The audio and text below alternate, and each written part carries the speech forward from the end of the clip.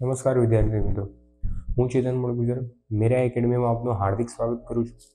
વિદ્યાર્થી મિત્રો, મેરા એકેડમીમાં જે પણ અત્યારે હાલમાં લેક્ચર જે તે વિષયના આવે છે તે તમામે તમામ અત્યારે હાલના સમયમાં ફક્ત ને ફક્ત એક જ ભરતી, તમારી જે ગુજરાત પોલીસની ભરતી છે તેને ધ્યાનમાં રાખીને લેવામાં આવે છે. તો જેથી કરીને વિદ્યાર્થી મિત્રો, તમે અને તમારા વિદ્યાર્થી મિત્રો અમારા ચેનલને સબસ્ક્રાઈબ કરો, અમારા જે વિડીયોઝને લાઇક કરો, શેર કરો અને જે વિદ્યાર્થીઓને માહિતી જોઈએ તે તમામે તમામ માહિતી અમે અહીંયા અમારા ચેનલ ઉપર ઉપલબ્ધ કરાવીશું. તો ચલો વિદ્યાર્થી મિત્રો, આપણે આજના લેક્ચરની શરૂઆત કરીએ. તો વિદ્યાર્થી મિત્રો, આપણો આજનો લેક્ચર ઇતિહાસનો કયો ટોપિક લેવાનો છે? આપણે મહાજનપદ લઈએ. કયો ટોપિક છે વિદ્યાર્થી મિત્રો? મહાજનપદ લઈએ છીએ. તો ચાલો વિદ્યાર્થી મિત્રો, તો કે સાતમી સદીના ઉત્તરાર્ધમાં સમગ્ર ભારતના નાના મોટા અનેક રાજ્યોમાં શું થઈ ગયું હતું? વેચાઈ ગયું. વિદ્યાર્થી મિત્રો, અત્યારના હાલના સમયમાં તમે જે ભારત જોવો છો તે સાતમી સદી, એટલે કઈ સદીમાં? સાતમી સદીમાં નાના મોટા ભાગમાં તે શું થઈ ગયું હતું? અનેક રાજ્યોમાં વેચાઈ ગયું હતું. આ રાજ્યોને મહાજનપદ કીધું અથવા તો ગણ રાજ્યો કહેવામાં આવે, જેને આપણે મહાજનપદ કીધું અથવા તો કયા રાજ્યો તરીકે ઓળખવામાં આવે? ગણ રાજ્યો. તો કે સાતમી સદીમાં કેટલા ભાગલા પડ્યા હતા ભારતના, તેને એક કોષ્ટક પ્રમાણે માહિતી લીધી. વિદ્યાર્થી મિત્રો, આમાંથી તેમના મહાજનપદોના નામ છે, તેની રાજધાની છે અને તેમના હાલના એટલે કે અત્યારના સમયમાં આધુનિક નામ, વર્તમાનનું નામ આપવામાં આવે છે. તો જેમ કે વાત કરીએ વિદ્યાર્થી મિત્રો, અંગની રાજધાની કઈ હતી? ચંપા હતી અને તે હાલના સમયે કયું છે? પૂર્વ બિહાર છે. એવી રીતે દરેકે દરેક 16 મહાજનપદનું નામ છે અને તેની રાજધાની આપેલ છે. તો ચલો જોઈએ વિદ્યાર્થી મિત્રો, આગળ જઈએ તો જોઈએ આ ગણ રાજ્યોમાં કપિલવસ્તુના શાક્યો હતા. કપિલવસ્તુના શાક્યો, વૈશાલીના લીછવીઓ, પાવાપુરી અને કુશીનગરના મલ્લો, પીપલીવનના મૌર્ય, સુસમારના ગિરિનામક અને મિથિલાના વિદ્રોહો વગેરે કેવા છે? નોંધપાત્ર એટલે કે મહત્વના છે. આગળ જોઈએ, અંગુત્તર નિકાય નામના ગ્રંથમાં 16 મહાજનપદોનો ઉલ્લેખ જોવા મળે છે. આમાંથી એમસીક્યુ મને કે કયા ગ્રંથની અંદર 16 મહાજનપદનો ઉલ્લેખ જોવા મળે? તો કયો ગ્રંથ આવે છે? અંગુત્તર નિકાય. તેનું સંક્ષિપ્તનું આ વર્ણન કયું છે? નીચે. હવે આપણે અહીંયા જે માહિતી છે તે બધે બધા મહાજનપદિયા. આપણી પરીક્ષાના દ્રષ્ટિએ શું યાદ રાખવાનું? તો કે જે અંગ મહાજનપદ હતું તેની રાજધાની કઈ હતી અને ત્યાંનો શક્તિશાળી રાજા. આપણે ફક્ત ને ફક્ત એટલી માહિતી યાદ રાખવાની છે.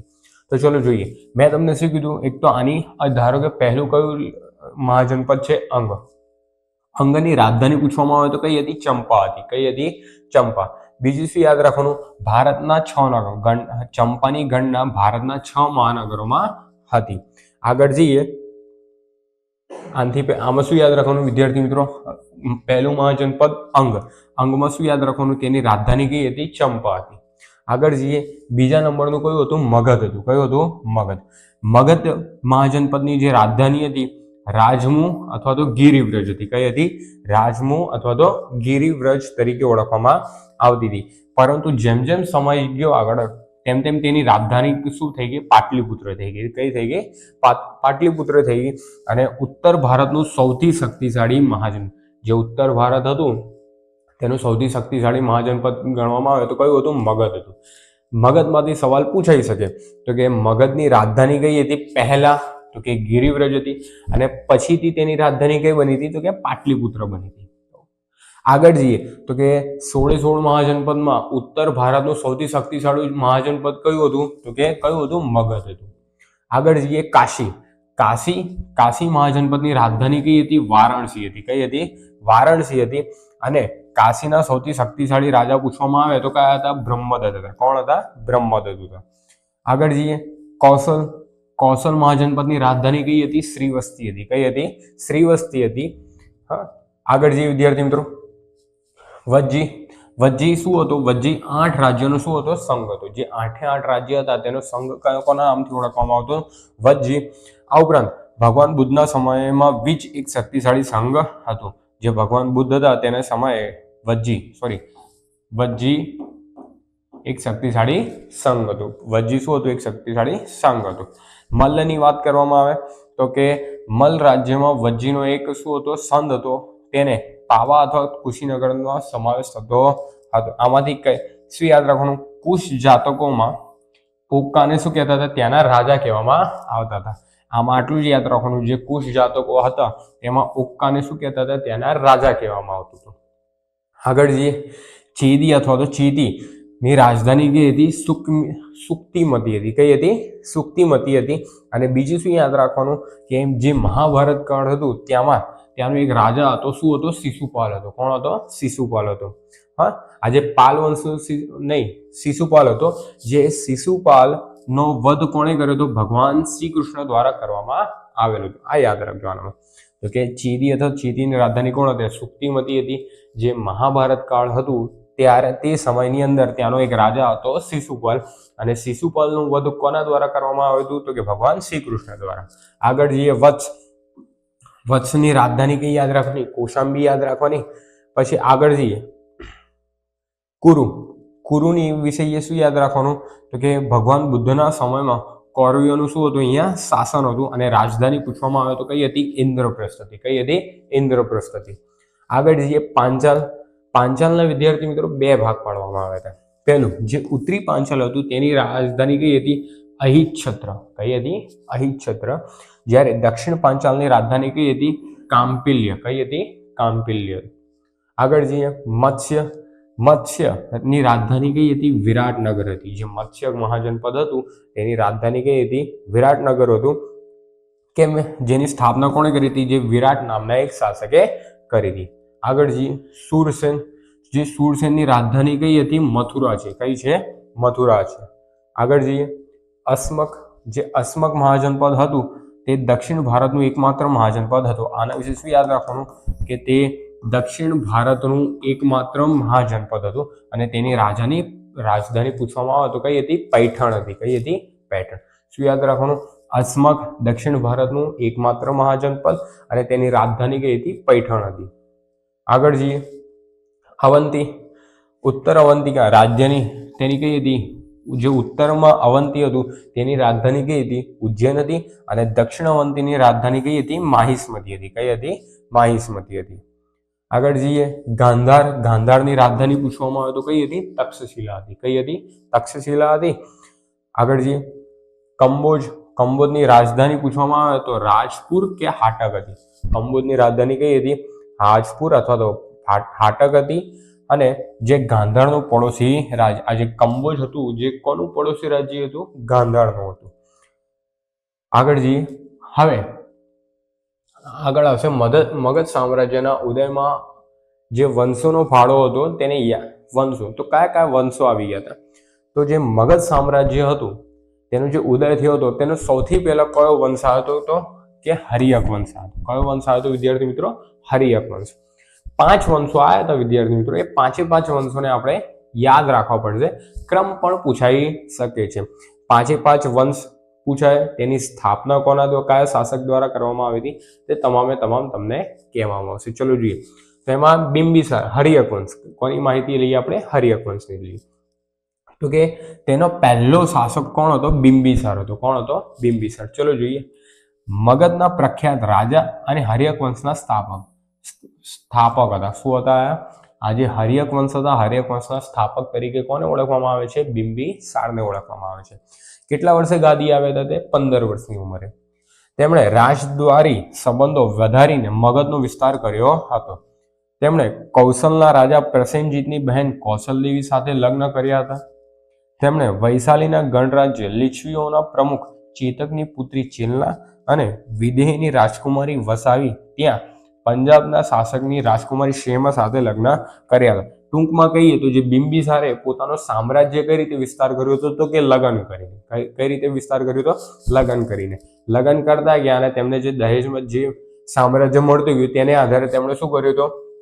પોતાનું જે સામ્રાજ્યવાદ વધાવ્યો હતો. સામ્રાજ્યની વધાવ્યું હતું. આગળ જઈએ, બિંબિસારે અંગના રાજા બ્રહ્મદેવને હરાવીને અંગરાજ્યને મગધમાં ભેળવી દીધું. તો યાદ રાખવાનું, જે બિંબિસાર હતા તેમણે કયા રાજા બ્રહ્મદેવને હરાવ્યો હતો અને કયું રાજ્ય મેળવ્યું હતું? અંગ મેળવી લીધું હતું. ત્યાં પોતાના પુત્ર અજાતશત્રુને શું બનાવ્યો હતો? સુબેદાર બનાવ્યો હતો. અજાતશત્રુને એવું પૂછવામાં આવે કે બિંબિસારનો પુત્ર અજાતશત્રુ ક્યાંનો સુબેદાર હતો? તો કે અંગ રાજ્યનો હતો. સામ્રાજ્યમાં 80,000 ગામડા હતા. કેટલા ગામડા હતા? 80,000 ગામડા હતા. બિંબિસાર પૂછવામાં આવે તો તે કયા ધર્મનું પાલન કરતો હતો? બૌદ્ધ ધર્મનું. કયા ધર્મનું પાલન કરતો હતો? તો કે બૌદ્ધ ધર્મનું પાલન કરતો હતો. બૌદ્ધ સાધુઓને જળ યાત્રા કરમાંથી શું આપી હતી? મુક્તિ આપી હતી. અહીંયાથી એક માર્કનો ક્વેશ્ચન એ બને તો કે બિંબિસાર કયો ધર્મનું પાલન કરતો હતો? તો કે બૌદ્ધ ધર્મનું પાલન કરતો હતો. અને બીજું શું યાદ રાખવાનું? જે બૌદ્ધ સાધુઓ હતા તેમને જે જળ યાત્રા કરતો તેમાંથી મુક્તિ કોણે અપાવી હતી? તો કે બિંબિસારે અપાવી હતી. તેમણે પોતાની રાજધાની ગિરિવ્રજ એટલે કે જે બિંબિસારે પોતાની રાજધાની કઈ બનાવી હતી? ગિરિવ્રજમાં ગૌતમ બુદ્ધનું ભવ્ય સ્વાગત કર્યું હતું. જે સમયે ગૌતમ બુદ્ધ જીવતા હતા તે સમયે તેમણે શું કર્યું હતું? જે પોતાના રાજ્યમાં આવ્યા હતા તો તેમણે તેમનું સ્વાગત કર્યું હતું. આગળ જઈએ. બિંબિસારને જૈન ગ્રંથોમાં શ્રેણિક કહેવામાં આવે છે અને સૈનીય તરીકે પણ ઓળખવામાં આવે છે. આ પૂછાઈ શકે કે બિંબિસારને જૈન ગ્રંથોમાં કયા નામથી ઓળખવામાં આવે છે? તો કે શ્રેણિક તરીકે અથવા તો સૈનીય તરીકે ઓળખવામાં આવે છે. આગળ જઈએ વિદ્યાર્થી મિત્રો. હવે બિંબિસારનો પુત્ર આવ્યો અજાતશત્રુ. તો કે અજાતશત્રુ પૂછવામાં આવે તો ના પિતા બિંબિસાર હતા. શું હતા? બિંબિસાર. આગળ જઈએ. સામ્રાજ્યવાદી અજાતશત્રુએ વૈશાલી ગણરાજ્ય પર આક્રમણ કર્યું. જેવો રાજા બન્યો તરત તેણે ક્યાં આક્રમણ કર્યું હતું? વૈશાલી ગણરાજ્ય પર આક્રમણ કર્યું. ત્યારબાદ અંગ, કાશી વગેરે પર ચડાઈ કરીને મગધને ઉત્તર ભારતનું સૌથી મોટું રાજ્ય બનાવી દીધું. પાડોશી રાજ્યોના હુમલાથી બચવા માટે ગંગા અને સોન નદીના જે સંગમને આવેલા પાટલી ગ્રામને શું કરનાવી હતી? તેણે કિલ્લેબંધી કરાવી હતી. શું યાદ રાખવાનું? કે જે પાડોશી રાજ્યો હતા તેનાથી હુમલાથી બચવા માટે જે ગંગા અને સોન નદીની નજીક સંગમ એટલે બંને ક્યાં? પાટલી ગ્રામને નજીક મળતા હતા. તો તે જગ્યાએ તેણે શું બનાવી દીધી? કિલ્લેબંધી કરી નાખી, જેથી પોતાના રાજ્યમાં કોઈ પ્રવેશી શકે નહીં. આગળ. અજાતશત્રુના શાસનકાળમાં મગધની રાજધાની કઈ બની ગઈ હતી? પાટલીપુત્ર. એટલે કે જે અજાતશત્રુ હતો, અજાતશત્રુએ તેની રાજધાની કઈ બનાવી હતી? પાટલીપુત્ર બનાવી હતી. ભગવાન બુદ્ધના નિર્વાણ પછી અજાતશત્રુના આશ્રય નીચે રાજગૃહમાં પ્રથમ બૌદ્ધ ધર્મ પરિષદ મળી હતી. તો કે પ્રથમ બૌદ્ધ પરિષદ કોના હેઠળ થઈ હતી? તો કે ત્યારે રાજા કોણ હતો? અજાતશત્રુ હતો. કયો હતા? અજાતશત્રુ હતો. આપણે આગળના બૌદ્ધ ધર્મના લેક્ચરમાં જોયું હતું, જેમાં પહેલી બૌદ્ધ સંગતિ થઈ હતી તેમાં રાજા કયા હતા? અજાતશત્રુ હતા. કયા હતા? અજાતશત્રુ હતા. આગળ જઈએ. અજાતશત્રુના અનુગામી રાજાઓ એટલે કે અજાતશત્રુના અનુગામી ઉદયન, અનિરુદ્ધ, મુંડ અને નાગદશક હતા. પરંતુ નાગદશકના ત્રાસથી કંટાળી પ્રજાએ તેના સ્થાને મંત્રી કોને નાખી દીધો? મંત્રી બનાવી દીધા હતા. શિશુનાગને રાજા બનાવી દીધો હતો. અને હવે આવશે નવો વંશ, શિશુનાગ વંશ. કયો વંશ આવશે? શિશુનાગ વંશ. શિશુનાગ વંશની વાત કરવામાં આવે તો કે જે શિશુનાગ વંશ ના સ્થાપક પૂછવામાં આવે તો કે રાજા શિશુનાગ હતા. કોણ હતા? રાજા શિશુનાગ હતા. આગળ જઈએ. શિશુનાગે અવંતી પર આક્રમણ કર્યું હતું. જ્યાં શિશુનાગે કયા રાજ્ય પર આક્રમણ કર્યું? અવંતી ઉપર. અને તેને પણ મગધમાં ભેળવી દીધું. હવે વિદ્યાર્થી મિત્રો, જેમ જેમ વંશ આવતા જશે તેમ તેમ જે મગધ હતું તે મગધનો સામ્રાજ્ય ધીરે ધીરે ઉત્તર ભારત તરફ ધીરે કરીને તે પોતે જે મગધ હતું આખા ઉત્તર ભારતમાં ફેલાઈ જશે. એટલે કે તેની સીમાઓ એટલું બધું શક્તિશાળી થઈ જશે મગધ કે તેને કોઈ હરાવી શકે તેમ થશે નહીં. આગળ જઈએ. શિશુનાગને બાદ કાલાશોક હતો. એટલે કે કાકવાણીન ગાદી આવે. એટલે કે શિશુનાગ પછી તેનો પુત્ર કાલાશોક આવ્યો. શિશુનાગ વંશના છેલ્લા શાસકના રાજાનું ખુદ કોણે કર્યું હતું? એટલે કે પહેલું તો શું યાદ રાખવાનું? શિશુનાગ વંશની સ્થાપના કોણે દ્વારા કરી હતી? રાજા શિશુનાગે કરી હતી. શિશુનાગે ક્યાં પર આક્રમણ કર્યું હતું? તો કે અવંતી ઉપર આક્રમણ કરીને તેને મગધમાં ભેળવી દીધું. બીજું, શિશુનાગના પુત્રનું નામ પૂછવામાં આવે તો તે પુત્ર કોણ હતો? કાલાશોક હતો. કોણ હતો? કાલાશોક. અને શિશુનાગ વંશના છેલ્લો શાસક હતો તેનો ખૂન એટલે કે તેને કોણે મારી નાખ્યો હતો? તો કે મહાપદ્મનંદ. કોના દ્વારા હત્યા કરવામાં આવી હતી? મહાપદ્મનંદ. અને એક નવો વંશ આવી જશે હવે, નંદ વંશ. કોણ આવી જશે? નંદ વંશ આવી જશે હવે. તો કે નંદ વંશના સ્થાપક પૂછવામાં આવે તો કોણ હતા? મહાપદ્મનંદ. કોણ હતા? મહાપદ્મનંદ. એક ગ્રીક લેખકના મતે કાકવાણીને એટલે કે કાલાશોકના રાણીના પ્રિયતમને ખંજર ભોગીને તેણે ખૂન કરી ગાદી પચાવી પાડીને મગધમાં શું કરી હતી? નંદ વંશની સ્થાપના કરી હતી. મહાપદ્મનંદને એક સફળ સેનાની અને શક્તિશાળી રાજા હતો. કેમ શક્તિશાળી રાજા કહેવામાં આવે છે તેને? કારણ કે તેને કૌશંબી, કૌશલ, અવંતી સાથે યુદ્ધ કરીને તેને શું કર્યું હતો? વિજય કર્યો હતો. શું કર્યો હતો? વિજય કર્યો હતો. કલિંગના રાજા ખારવેલના હાથી ગુફા શિલાલેખમાં માહિતી મુજબ મહાપદ્મનંદે કલિંગ પર વિજય મેળવ્યો હતો. જે કલિંગ હતું, કલિંગ ઉપર વિજય મેળવનાર પહેલો શાસક કોણ હતો? શાસક કોણ હતા? મહાપદ્મનંદ હતા. એવું આપણને માહિતી ક્યાં જોવા મળે છે? હાથી ગુફા શિલાલેખમાં. ગ્રીક લેખકો નંદ વંશના રાજાઓની સમૃદ્ધિના ખૂબ જ વખાણ કરે છે. એટલે કે જે રાજા થયા હતા નંદ વંશના, તેની સમૃદ્ધિના કેવા કરે છે? ખૂબ જ વખાણ કરે છે. કયા લેખકો કરે? તો કે ગ્રીક લેખકો. મહાપદ્મનંદના સમયમાં મગધનું સામ્રાજ્ય અને સત્તા સમૃદ્ધિની પરાકાષ્ઠા ઉપર હતું. એવું પૂછવામાં આવે તો કે કયા નંદવંશના કયા શાસકના સમયે જે મગધ હતું તેની સર્વોચ્ચ પરાકાષ્ઠા, તેની મગધનું સામ્રાજ્યની સત્તા અને સમૃદ્ધિ પરાકાષ્ઠા એટલે કે ખૂબ જ સર્વોચ્ચ, ખૂબ જ સારી હતી. એવું પૂછવામાં આવે તો કયો શાસક હતો? મહાપદ્મનંદ. અને કયા વંશનો હતો? તો કે નંદ વંશનો હતો. નંદ વંશના છેલ્લા રાજા ધનાનંદ હતા. કોણ હતા? ધનાનંદ. ધનાનંદને ઉથલાવી ચંદ્રગુપ્ત મૌર્યએ કયા વંશની સ્થાપના કરી હતી? મૌર્ય વંશની સ્થાપના કરી હતી. હવે વિદ્યાર્થી મિત્રો, આજનો લેક્ચર અહીંયા સમાપ્ત થાય છે. આપણે અહીંયા આજે જોયું હતું મહાજનપદ. એ મહાજનપદની અંદર જો ગુજરાત પોલીસની અંદર MCQમાં પૂછાય તો કયા કયા સવાલો પૂછાઈ શકે? ફક્ત એટલા સવાલો પૂછાઈ શકે કે કયું મહાજનપદના રાજધાની કઈ હતી. આનાથી ઉપરાંત ત્યાંનો શક્તિશાળી રાજા. પછી આપણે જે 3 વંશો જોયા હતા, કયા? હર્યક વંશ, શિશુનાગ વંશ ને નંદ વંશ. એમના શક્તિશાળી રાજા પૂછાય, પ્રથમ અને સ્થાપક પૂછાઈ શકે છે. તેની તમામ માહિતી મેં આજના લેક્ચરમાં તમને આપી દીધી. હવે જ્યારે બીજો લેક્ચરમાં મળીશું ત્યારે આપણે વિદેશી આક્રમણો, ભારત ઉપર કયા કયા વિદેશી આક્રમણો થયા હતા તેની માહિતી, અને પછી આપણે જે નેક્સ્ટ લેક્ચર આવશે તેમાં મૌર્ય વંશની શરૂઆત કરીશું. તો ત્યાં સુધી તમે વિદ્યાર્થી મિત્રો અમારા જે ચેનલ છે મીરા એકેડમીને સબસ્ક્રાઇબ કરો, અમારા વિડીયોને લાઇક કરો, અને જે પણ વિદ્યાર્થીઓ પોલીસ ભરતીની તૈયારી કરતા હોય તેમના સુધી આ વિડીયો પહોંચાડો. આપણે ફરીથી મળીએ એક નવા લેક્ચર સાથે, નવો ટોપિક. ત્યાં સુધી વિદ્યાર્થી મિત્રો, જય હિન્દ, જય ભારત.